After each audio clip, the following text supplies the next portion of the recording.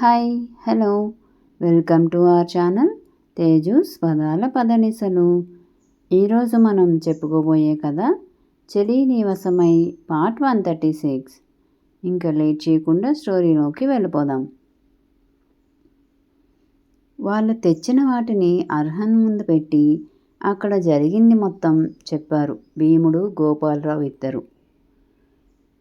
జీవిత డబ్బు మనిషి అని నాకు ముందు నుండే తెలుసు బాబాయ్. అత్తయ్య వాళ్ళ వంశపారంపర్య నగలు నాకు చాలాసార్లు ఇచ్చారు. ఫంక్షన్ ఉందనో ఇంకోటి చెప్పి వాటిని నా దగ్గర నుండి తీసుకోవటమే కానీ ఎప్పుడూ నాకు తిరిగి ఇచ్చింది లేదు. అడిగితే ఏంటి వదినా మాదే కదా అని అంటుందేమో అన్న భయంతో నేను కూడా ఎప్పుడూ అడగలేదు. ఇప్పుడు బయటపడిపోయింది కదా నాకు నా ఆస్తిలో వాటా ఇచ్చేయండి అని. మరి ఇలా కాక ఇంకా ఎలా మాట్లాడుతుందిలే బాబాయ్, గోపాలరావు గారిని ఉద్దేశించి చెప్పింది శారద. నిజమే, కానీ స్వీటీ అలా లేదు. తల్లిని కూడా అసహించుకుంటుంది. ఇంకా మీ అత్తగారు మాత్రం ఎప్పటిలా ఏం అర్థం కాలేదు. ఆవిడ మనసులో ఏముందో ఏంటో తెలియటం లేదు అన్నారాయన. నేను ఆలోచించేది అది కాదు బాబాయ్. అర్హంత్ వెళ్ళడం గురించి తెలిసినా ఏమనకుండా సైలెంట్గా ఉంది అంటేనే ఆశ్చర్యంగా ఉంది. ఏదో ఒక అడ్డు వేస్తుందని అనుకున్నా. పోనీలే బాబాయ్, ఇప్పుడు ఆ గొడవ లేదు కదా మనకి. ఇంకా మిగిలిన వాటి గురించిన ఆలోచన మనకి అనవసరం అంది శారద. అర్హంత్ అసలు ఆ మాటలతో తనకి సంబంధం లేదు అన్నట్టు తెచ్చిన వాటిని పరీక్షిస్తున్నాడు. ఇవన్నీ మీ పూర్వీకుల నుండి వచ్చినవే, కానీ ఈ ముళ్ళుకర్ర మాత్రం మీ తాతయ్య చేయించినదే. ఆయనే స్వయంగా చేయించారంట అని భీముడు అర్హంత్ పట్టుకున్న కర్ర గురించి చెప్పాడు. మీ కర్రకి ఉన్నట్టుగానే దీనికి కూడా బల్లెంలా వచ్చే ఏర్పాటు ఉండే ఉంటుంది కదా అని కర్రకి ఒక మొనవైపు ఉన్న తొడుగుని తీయటానికి చూశాడు. అది రాకపోవడంతో, నాకు దాని గురించి తెలియదు రాజాబాబు. ఇది నాకు ఎంతో ఇష్టం. నా దగ్గర ఉన్న రెండిటిలో నీకు ఒకటి ఇస్తున్నాను అన్నారు, కానీ వాటి ప్రత్యేకతలు నాకు తెలియదు అని చెప్పారు. ఒకసారి నేనే వీటిని శుభ్రం చేస్తుంటే తెలిసింది. అప్పటి నుండి జాగ్రత్తగా ఉపయోగిస్తున్నాను. మా నాన్నగారికి ముందే తెలిసినా నా దుడుకు స్వభావం చూసి చెప్పలేదాయన. ఆ తర్వాత నేను చెప్పినప్పుడు చెప్పారు, జాగ్రత్తగా ఉపయోగించు, ఆవేశంలో తొందరపాటు పనులు చేయకూడదు అని. దీనికి కూడా ఏదో ఒక ప్రత్యేకత ఉండే ఉంటుంది బాబాయ్ అంటూ ఆ కర్రని పూర్తిగా తిప్పి చూస్తూ ఒక వైపున ఉన్న పులిబొమ్మని చూశాడు.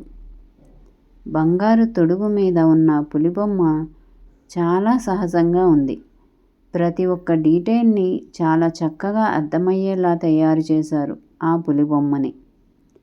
అప్పటి కాలం పనితీరుని మెచ్చుకోకుండా ఉండలేకపోయాడు అర్హంత్. అలా చూస్తున్న సమయంలోనే మధ్య భాగంలో పట్టిలా ఉన్న తొడుగుకి ఉన్న దాన్ని జాగ్రత్తగా గమనించాడు. సన్నని నాగుపాము చుట్టుకున్నట్టు ఉంది అక్కడ. దాన్ని జాగ్రత్తగా గమనించాడు. అది కూడా చాలా సహజంగా ఉంది. అర్హంత్కి కుతూహలం పెరిగిపోయింది. ఖచ్చితంగా మరోవైపు పిడి మీద కూడా ఏదో ఒక బొమ్మ ఉంటుందని ఊహించాడు. అతని ఊహని నిజం చేస్తూ మరోవైపు పెద్ద సూర్యుని బొమ్మ ఉంది. వెలుగు రేఖలను పంచే సూర్యుని బొమ్మ చాలా అందంగా ఉంది. మొదట మామూలుదే అనుకున్నాడు అర్హంత్ దాన్ని గమనించి. కానీ ఇప్పుడు ఏదో గుట్టు ఉంది వాటి మధ్య అన్న అనుమానం తొంగి చూస్తుంది అతనిలో. పైగా ఒక్కో బొమ్మ ఒక్కో వైపు ఉండటంతో అసలు ఏం లింక్ వాటి మధ్య ఉన్నదో అర్థం కాలేదు అతనికి. చాలాసేపు వాటినే చూస్తూ కూర్చున్నాడు. అసలు లింక్ ఏంటో అర్థం కావటం లేదు. బావా అని లోచన పిలిచే వరకు ఆ కర్రని పట్టుకొని చూస్తూనే ఉన్నాడు. లోచన పిలవటంతో ఉలిక్కిపడినట్టు చూశాడు. ఏమైంది బావా అంది లోచన కంగారుగా. ఏం లేదు మా అని లోచన చేతిలో కాఫీ కప్ తీసుకొని చాలా తలనొప్పిగా ఉంది అని కాఫీ సిప్ చేశాడు. అంత తలనొప్పిగా ఉంటే అడగొచ్చు కదా బావా, ఎందుకలా సైలెంట్గా ఉన్నావు అని అడిగింది.